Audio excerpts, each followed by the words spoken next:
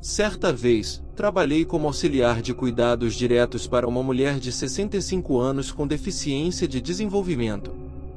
Sua filha, que estava na casa dos 40 anos e trabalhava à noite, precisava de um cuidador com experiência médica para ficar de olho nela durante esse período.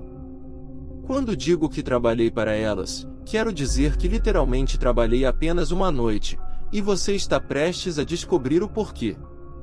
A mulher de 65 anos se chamava Marta, e sua filha, que me contatou, era Colleen. É possível que Colleen não tivesse outra família para ajudar e não quisesse ou não pudesse pagar por um lar de idosos. Talvez ela se sentisse mais confortável contratando alguém com experiência. Na época, eu já era cuidador direto de 2 outras mulheres com deficiências de desenvolvimento, então eu tinha experiência, mas nada me preparou para aquela noite. Colleen saiu para trabalhar mais cedo naquele dia. Eu já havia trabalhado no meu primeiro emprego e estava exausto, tentando ganhar o máximo de dinheiro possível. Colleen me apresentou a Marta, que me deu um sorriso antes de ser levada para seu quarto. Eram por volta das 21 horas. Colleen me avisou que Marta às vezes andava pela casa à noite, confusa, e que eu precisaria acalmá-la e levá-la de volta ao quarto. Ela enfatizou que isso não era sonambulismo, mas um dos sintomas da demência da mãe. Disse a Colleen para não se preocupar, que eu saberia como lidar com isso. Passei algum tempo na sala de estar, me atualizando em um programa de TV. Esses empregos não são super glamourosos, sendo principalmente esperar. Ouvi passos lá em cima, fui até a escada e chamei por Marta, perguntando se ela precisava de algo, mas ela não respondeu. Ouvi seus passos voltando ao quarto e a porta se fechando. Talvez ela tivesse ido ao banheiro. Voltei para a sala e continuei assistindo TV. Talvez 1 hora depois, fui pegar meu sanduíche na geladeira. Quando saí da cozinha com meu prato, quase tive um ataque cardíaco ao ver Marta parada na porta. O prato caiu e se quebrou. Pedi desculpas e perguntei se ela estava bem. Ela começou a gritar: "Quem é você?" Lembrei a ela que eu era seu cuidador direto, contratado por sua filha Colleen para cuidar dela e da casa. Consegui acalmá-la o suficiente para levá-la de volta ao quarto, onde dei a ela um copo de água e um pouco de melatonina. Certifiquei-me de que ela tomou antes de voltar para a sala. Algumas horas depois, exausto, fui descansar em um quarto de hóspedes no andar de cima, como Colleen sugeriu. Sentindo que Marta estava dormindo por causa da melatonina, adormeci rapidamente. Mas talvez 1 hora depois, acordei com um som lá embaixo. Era uma batida repetitiva. Desci as escadas e vi Marta na escuridão, abrindo e fechando o forno. Chamei seu nome, e ela se virou, vindo em minha direção com uma expressão vazia. Ela passou por mim e subiu as escadas. Segui-a, mas quando chegou ao quarto, bateu à porta. Abri-a devagar para vê-la de pé, de frente para a parede. Gentilmente, a coloquei na cama e desejei boa noite novamente, voltando para o quarto de hóspedes. Adormeci rapidamente, mas acordei novamente com um som no quarto. Vi a porta do armário aberta e a sombra de uma cabeça espreitando. Chamei Marta, mas ela não respondeu. Quando a porta do armário abriu completamente, Marta saiu segurando uma grande faca de cozinha. Gritei para que ela largasse a faca. Ela avançou lentamente, repetindo que não me conhecia. Consegui sair do quarto e, ao invés de ligar para a polícia, liguei para Colleen. Ela pediu para eu não deixar Marta sozinha, mas eu estava apavorado. Fiquei do lado de fora até Colleen chegar. Quando ela entrou, Marta estava dormindo. Colleen me acusou de exagerar até encontrar a faca. Nunca mais voltei àquela casa. Marta foi a paciente mais assustadora que já cuidei em todos os meus anos como cuidador direto.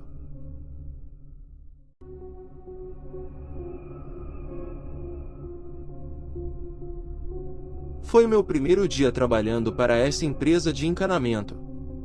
Fui designado para meu primeiro trabalho em uma casa fora da cidade. A empresa tinha 5 funcionários, e o dono decidia quem fazia qual trabalho. Não achei coincidência que eu tenha sido enviado para um trabalho indesejado, longe, em uma área ruim. A chamada era para consertar um cano com vazamento debaixo da pia, normalmente um trabalho simples, dependendo da causa. Quando cheguei à casa, percebi que era um lugar absolutamente nojento e abandonado, como se ninguém tivesse vivido lá por anos. Bati na porta até que um homem de meia idade abriu. Desde o início, não gostei da sua aura. Ele tinha um sorriso desconfortável e uma voz suave e aguda que não combinava com sua aparência. Ele me convidou para entrar, e percebi que a casa não tinha nenhum móvel, como se tivesse acabado de se mudar. Perguntei sobre isso, e ele confirmou, rindo de uma maneira estranha.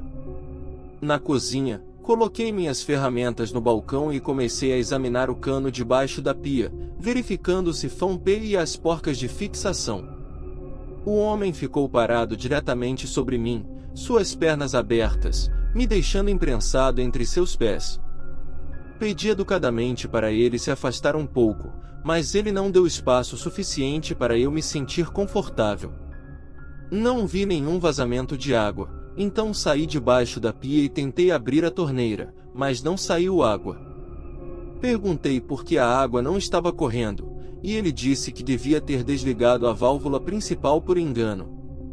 Fiquei sem palavras por alguns segundos. Perguntei como ele poderia fazer algo assim por engano, e ele apenas sorriu e encolheu os ombros. Pedi que ligasse a válvula de água, e ele disse que voltaria logo. Vi-o sair da cozinha, mas então ouvi passos no andar de cima. Nunca tinha ouvido falar de uma válvula de água no andar de cima de qualquer casa. Sabia que algo estava errado com o homem e a situação, desde a condição da casa até os seus maneirismos. Comecei a ouvir vários conjuntos de passos descendo rapidamente as escadas. Em uma fração de segundo, decidi que precisava sair de lá. Peguei minhas coisas e corri para a porta da frente para minha van. Sou um cara grande e não me intimido facilmente, mas havia algo naquela situação que me dizia que algo ruim estava para acontecer. Olhei para casa por um segundo e fui embora. Liguei para Dave, meu chefe, dizendo que achava que era uma brincadeira, porque isso soava melhor do que admitir que estava com medo. Pesquisei um pouco e descobri que a casa era apenas um lugar abandonado. O número que fez a chamada era um número de voz sobre IP, nem sequer um número real. Relatei o encontro estranho à polícia local para que estivessem cientes e talvez fechassem a casa. Nunca tive motivo para voltar àquela parte da cidade. Trabalhei para essa empresa de encanamento por cerca de 1 ano.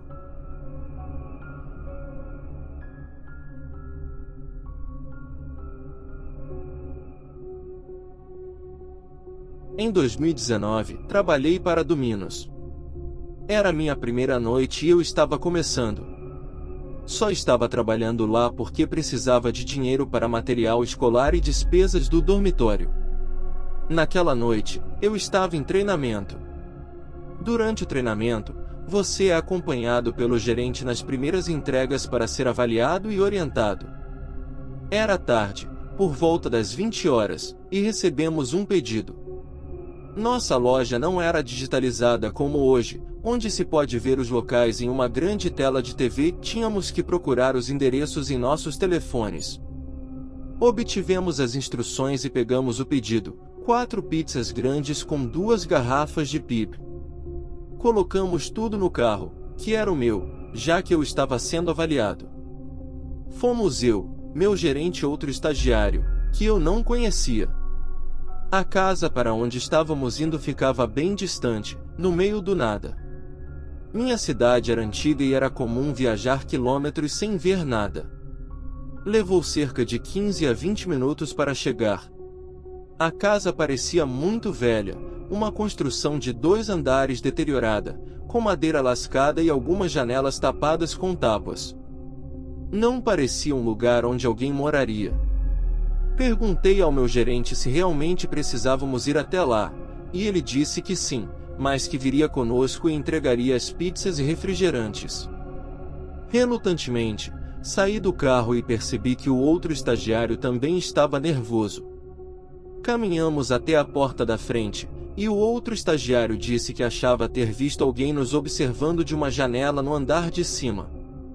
Nosso gerente disse que ele estava sendo paranoico e que não levaríamos mais de 1 ou 2 minutos, pedindo que ficássemos calmos e aguíssemos normalmente. Com alguma coragem, toquei a campainha, mas ela não funcionou, então meu gerente bateu na porta. Sem resposta. Esperamos cerca de 15 segundos e ele bateu novamente, mais forte desta vez. Ainda sem resposta. Todos começamos a ficar impacientes e havia um cheiro de algo podre, difícil de identificar se vinha da casa ou de algo dentro dela. Finalmente, após cerca de 1 minuto, alguém abriu a porta, mas apenas parcialmente, mostrando uma parte do rosto e perguntando quem éramos e o que queríamos. O gerente explicou que éramos da Domino's e que trazíamos as pizzas.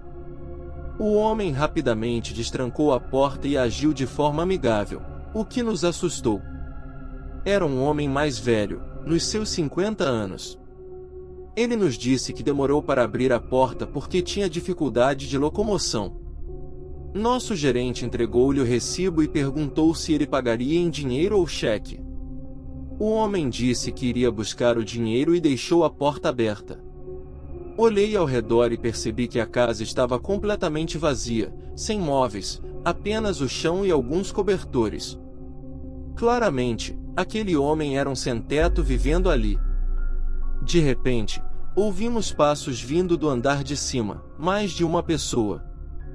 Ficamos desconfortáveis, percebendo que o outro estagiário estava certo sobre alguém nos observando.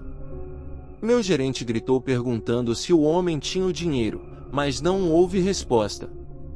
Os passos pararam, e tudo ficou em silêncio, exceto pela nossa respiração.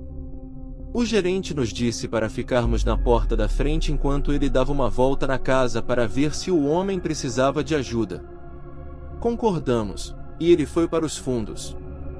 Nós dois ouvimos passos, mas não do andar de cima, vinham debaixo de nós.